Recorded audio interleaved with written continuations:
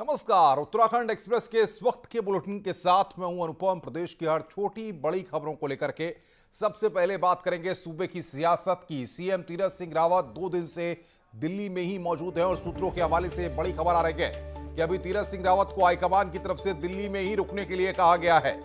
CM party अध्यक्ष JP Nadda और गृह मंत्री अमित शाह से मुलाकात कर चुके हैं और उन्हें फिलहाल दिल्ली में ही रुकने के लिए कहा गया है। वहीं राज्य सरकार में मंत्री सतपाल महाराज भी दिल्ली में ही मौजूद हैं, लिहाजा जल्द ही उनकी भी हाईकमान से मुलाकात होगी।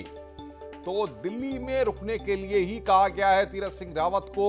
किस तरीके से इसके मायने निकाले जाएं ये भी हम समझेंगे। जेपी नड्डा अमित शाह से उनकी मुलाकात हो चुकी है और सतपाल महाराज भी क्योंकि दिल्ली में ही मौजूद हैं और वो भी क्या आलाकमान से मुलाकात करेंगे। अब तमाम तरह की बातें यहां पर निकलकर सामने आ रही हैं, लेकिन तीरथ सिंह रावत की पार्टी के आला नेताओं से मुलाकात और उसके बाद दिल्ली में ही रुकने के क्या मायने हैं, ये यहां पर सबसे बड़ा सवाल है।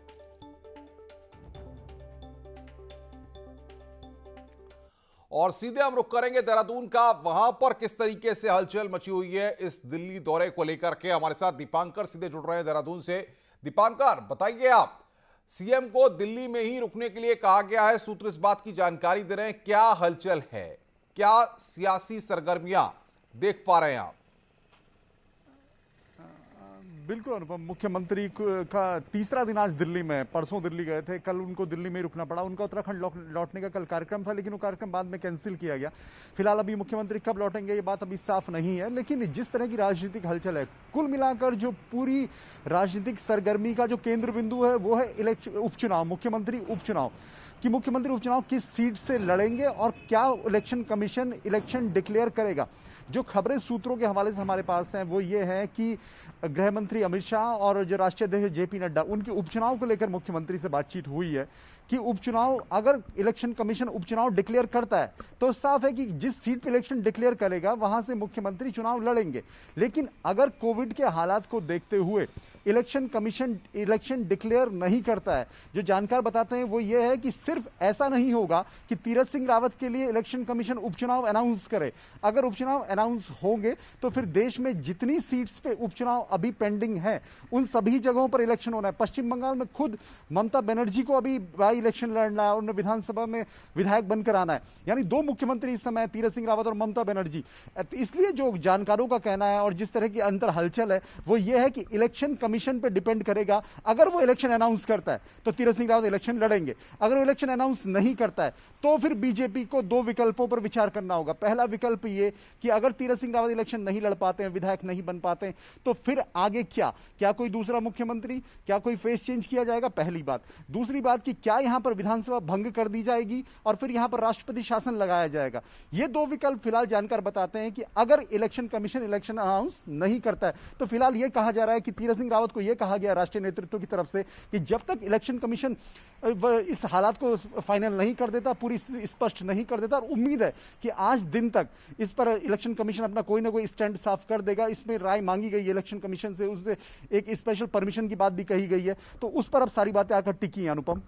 हाँ बिल्कुल, लेकिन दीपांकर, सबसे बड़ी बात यह है कि दिल्ली में मुख्यमंत्री का रुकना उत्तराखंड में विपक्ष को भी मुद्दा दे रहा है और जाहिर तौर पर बीजेपी के जो पार्टी के नेता हैं वो ये भी नहीं समझ पा रहे हैं कि सतपाल महाराज क्यों दिल्ली में हैं और वो क्यों आलाकमान से मुलाकात करना चाहते हैं।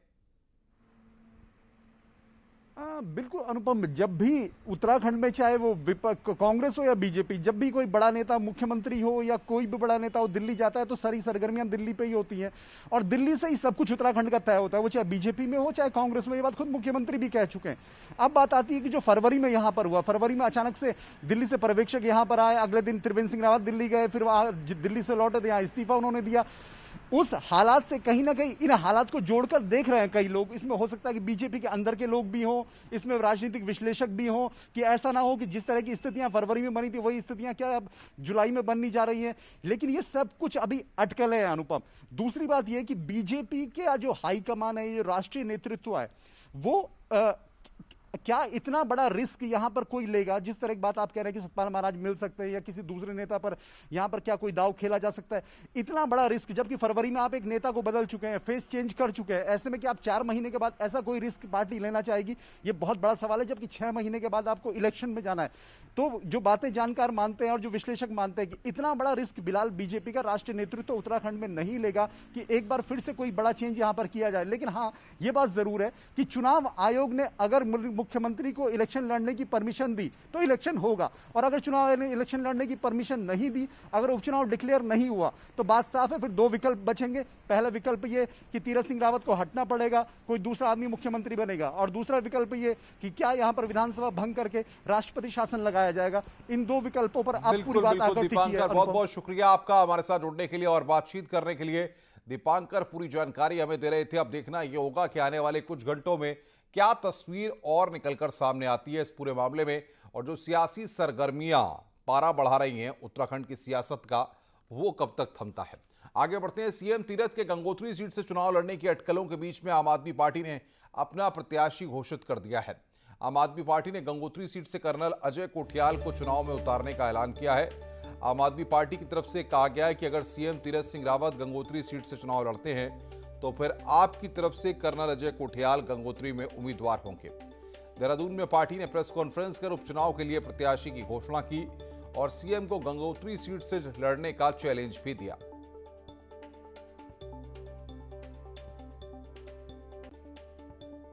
कि अगर गंगोत्री से उत्तराखंड के मुख्यमंत्री श्री तीरथ सिंह रावत जी विधानसभा का इलेक्शन लड़ते हैं तो कर्नल अजय कोठियाल आम आदमी पार्टी की से इस इलेक्शन में लड़ेगा उनके खिलाफ। ये इलेक्शन है जो कि हमारे भूतपूर्व विधायक श्री गोपाल सिंह रावत जी के देहांत के बाद में जो होने हैं। आगे बढ़ते हैं। त्रिवेंद्र सरकार में गैरसैंण की खूब चर्चा रही, लेकिन सरकार बदलते ही हालात बदल गए हैं। फिलहाल सवाल आने वाले विधानसभा सत्र को लेकर खड़ा हुआ है और विपक्ष का आरोप है कि सरकार अब गैरसैंण पर बात करने से बच रही है। गर्मियों की राजधानी गैरसैंण में सन्नाटा पसरा हुआ है। फरवरी में विधानसभा का सत्र चल रहा था कि बीच में सरकार चली गई और 2 साल में यहां से एक दिन भी सरकार नहीं चल पाई। पर अब 10 अगस्त से पहले विधानसभा सत्र होना है। ऐसे में फिर गैरसैंण की चर्चा शुरू हो गई है। कांग्रेस ने सवाल पूछा है कि जो बीजेपी राजधानी की बात करती थी वो अब गैरसैंण की बात करने से भी बच रही है। उनकी ग्रीष्मकालीन राजधानी कहाँ चली गई? अगर ग्रीष्मकालीन राजधानी थी, मैं मानता हूँ कि कोविड-19 का ये समय है, लेकिन आप वहाँ से भी काम कर सकते थे, भराड़ीसैंण से। तो इस तरह की जो मानसिकता है, ये जुमलों वाली जो मानसिकता है, मेरे विचार से ये राज्य के लिए ठीक नहीं है और उनको इसका जवाब देना चाहिए। गैरसैंण में सत्र की बात हो या कोई दूसरा प्लान, अब तक नई सरकार ने कोई बात नहीं की है और त्रिवेंद्र सिंह रावत चाहते हैं कि मुद्दा केंद्र में रहे, चाहे सत्र हो या ना हो। सत्र हो बहुत अच्छी बात है, सत्र वहाँ पर होना चाहिए, इसमें कोई दो राय नहीं। लेकिन माना सत्र नहीं भी होता है तो गैरसैंण पर फिर भी ध्यान दिया जा सकता है और उस पर ध्यान देने की लगातार आवश्यकता है। भारतीय जनता पार्टी ने चुनाव घोषणा पत्र में लिखा था कि गैरसैंण को वो ग्रीष्मकालीन राजधानी बनाएंगे और उस चीज को भारतीय जनता पार्टी ने पूरा किया। तो अपने घोषणा पत्र के प्रति, अपने इलेक्शन मैनिफेस्टो के प्रति समर्पण की भावना के साथ ये निर्णय भारतीय जनता पार्टी ने लिया। तो कांग्रेस 2 बार सत्ता में रहने के बाद गैरसैंण को लेकर कोई भी निर्णय नहीं ले पाई। गैरसैंण को त्रिवेंद्र सरकार ने सबसे ऐतिहासिक कदम बताया, लेकिन तीरथ सरकार हो या बीजेपी संगठन, बदलाव के बाद कुछ भी बोलने से बच रहे हैं। यानी जिस मुद्दे को बीजेपी अब तक घोषणा पत्र का मुद्दा बता रही थी, अब उसी से किनारा करती हुई नजर आ रही है और इसी पर मॉनसून सत्र के बहाने कांग्रेस सवाल उठा रही है। दीपांकर भट्ट, न्यूज़ 18, देहरादून। कोटद्वार में मच्छरों की रोकथाम के लिए फॉगिंग हो रही थी, लेकिन अचानक फॉगिंग मशीन में आग लग गई। आग में अचानक लपटें निकलने लगी और देखते ही देखते पूरी गाड़ी में आग लग गई और कुछ ही देर में आग में जलकर पूरी गाड़ी खाक हो गई। फायर ब्रिगेड के पहुंचने तक आग ने पूरी तरह से गाड़ी को अपनी चपेट में ले लिया था। आग की भयावहता आप साफ देख सकते हैं। राज्य में कोरोना से मौत को छुपाने का सिलसिला जारी है। अब फिर से 7 बैकलॉग डेथ को एडजस्ट किया गया। मई और जून में हुई मौतों की रिपोर्ट जुलाई में हो रही है। वहीं नए कोरोना केस की बात करें तो पिछले 24 घंटे में 124 नए कोविड केस सामने आए हैं, जबकि एक शख्स की मौत हुई है। राज्य सरकार कोविड के 244 मरीज रिकवर हुए हैं और एक्टिव केस अब 1900 हो गए हैं। कोरोना की दूसरी लहर ने हजारों घर बर्बाद कर दिए, लेकिन उत्तराखंड में मौत के आंकड़ों में घोटाले की बू आ रही है, क्योंकि जिस तरह मरने वालों के आंकड़े अब एडजस्ट किए जा रहे हैं, उसने फिर सवाल खड़ा कर दिया है।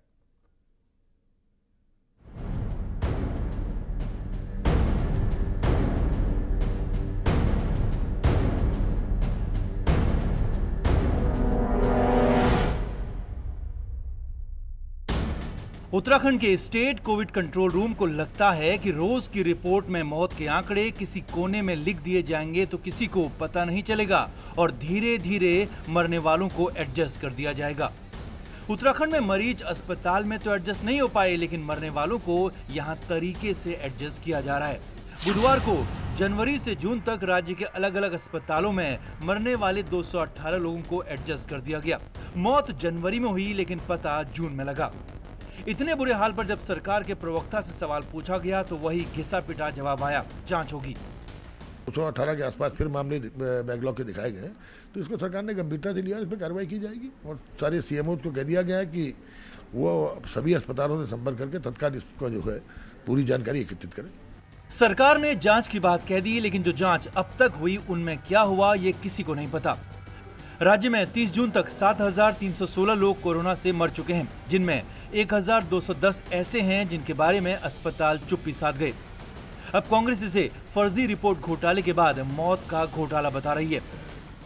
राज्य सरकार की ध्वस्त पड़ी हुई स्वास्थ्य सेवाएं, ऑक्सीजन की कमी, आईसीयू की कमी, वेंटिलेटर्स की कमी, ये एक्सपोज ना हो, इसके लिए आपने जिस समय वो बतानी चाहिए थी मौतें, उस समय नहीं बताई और आप धीरे धीरे करके आपने 1200 मौतों का आंकड़ा अब तक केवल 17 मई से 30 जून तक इस 1.5 महीने में आपने 1200 मौतें नहीं जोड़ी हैं, जिनका खुलासा आप रोजाना नहीं कर रहे थे। मैं समझता हूं बहुत बड़ा घोटाला है और इसकी जांच होनी चाहिए। कोरोना से मौत की दर के मामले में उत्तराखंड देश में टॉप पर रहा। लोग जब मरे तब मरे, इससे किसी अस्पताल, सीएमओ और डीएम को कोई फर्क नहीं पड़ा। और अब जब चिता की राख खोजने से भी नहीं मिलेगी तो तब सुकून से मरने वालों के आंकड़े एडजस्ट किए जा रहे हैं। दीपांकर भट्ट, न्यूज़ 18, देहरादून। खबरें और भी हैं, फिलहाल एक ब्रेक के लिए, ब्रेक के बाद जल्द हाजिर होते हैं।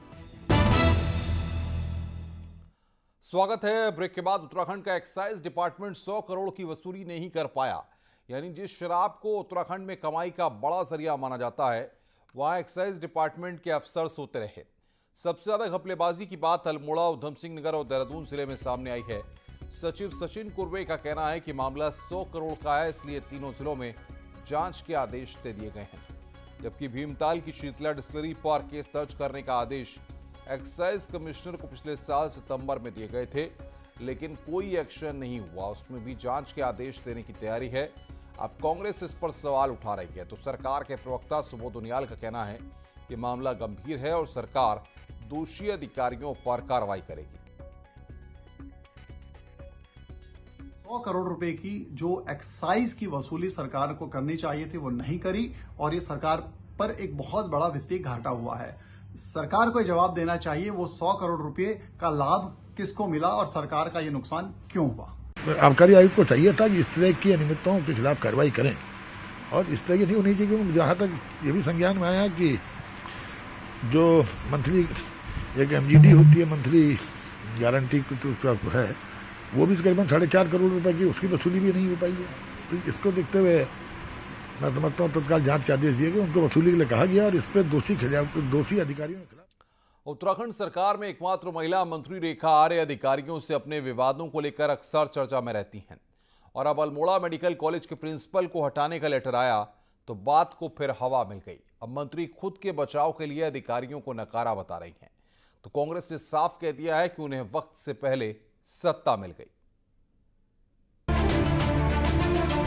सीनियर आईएएस राधा रतूड़ी हो या फिर आईएएस वी षणमुगम, इसके अलावा महिला बाल विकास में झरना कामठान और उप निदेशक सुजाता सिंह से भी विवाद। अपने 4 साल के कार्यकाल के दौरान महिला बाल विकास मंत्री रेखा आर्य अधिकारियों से अपने विवाद को लेकर खूब सुर्खियों में रही हैं। ताजा मामला अल्मोड़ा का आया तो इस बात को और भी बल मिल गया। अब दबी जुबान में अधिकारी राज्य मंत्री स्वतंत्र प्रभार रेखा आर्य के साथ काम ही नहीं करना चाह रहे हैं, जबकि मंत्री कहती है उन्हें इससे कोई फर्क नहीं पड़ता, उन्हें जनता को जवाब देना है, इसीलिए वो काम करेंगी भी और अधिकारियों से करवाएंगी भी। मैं अपने अधिकारियों को भी बहुत भली भांति जानती हूँ और मैं अपने कर्तव्यों को भी बहुत भली भांति जानती हूँ और मैं ये भी जानती हूँ कि जनता का जो निर्देश है, जनता के जो काम है उसे कराना मेरा दायित्व है। उसमें अधिकारी अच्छा माने बुरा माने, लेकिन कानूनी दृष्टिकोण से जो हो सकता है उसे तो करना ही पड़ेगा। रेखा आर्य पर विपक्ष भी हमलावर है और कांग्रेस का कहना है कि जब वक्त से पहले सत्ता मिल जाए तो हाल यही होता है। समय से पहले और किस्मत से ज्यादा किसी को कुछ मिल जाता है तो शायद ऐसे ही दिमाग चढ़ जाते हैं। मंत्री महोदया का ये नया विवाद नहीं है। मंत्री महोदया जब से भाजपा में पदासीन हुई हैं और मंत्री के पद पर आसीन हुई हैं, लगातार अधिकारियों को किस तरह से उन्होंने बहुत ही अपमानजनक तरीके से उनका रवैया उनके प्रति रहा है, ये कोई नई बात नहीं है। रेखा आर्य का पीछा विवाद छोड़ते नहीं है और अब एक बार फिर विवाद के ही चलते रेखा का नाम सुर्खियों में है। न्यूज़ 18 के लिए देहरादून से भारती सकलानी की रिपोर्ट। सीएम के मुख्य सलाहकार आरएस रावत ने पिथौरागढ़ में अधिकारियों के साथ मीटिंग की। इस दौरान रावत ने सभी बागों के विकास कार्यों की समीक्षा की। बैठक के दौरान रावत ने मौजूद अधिकारियों को सीएम की घोषणाओं के समय के साथ पूरा करने के निर्देश दिए हैं। साथ ही उन्होंने तकनीकी विभागों को साल भर का प्लान बनाने के लिए भी कहा है। इस दौरान सीएम के सलाहकार बॉर्डर एरिया डेवलपमेंट प्लान की धनराशि को भी बेहतर तरीके से खर्च करने के निर्देश दिए हैं।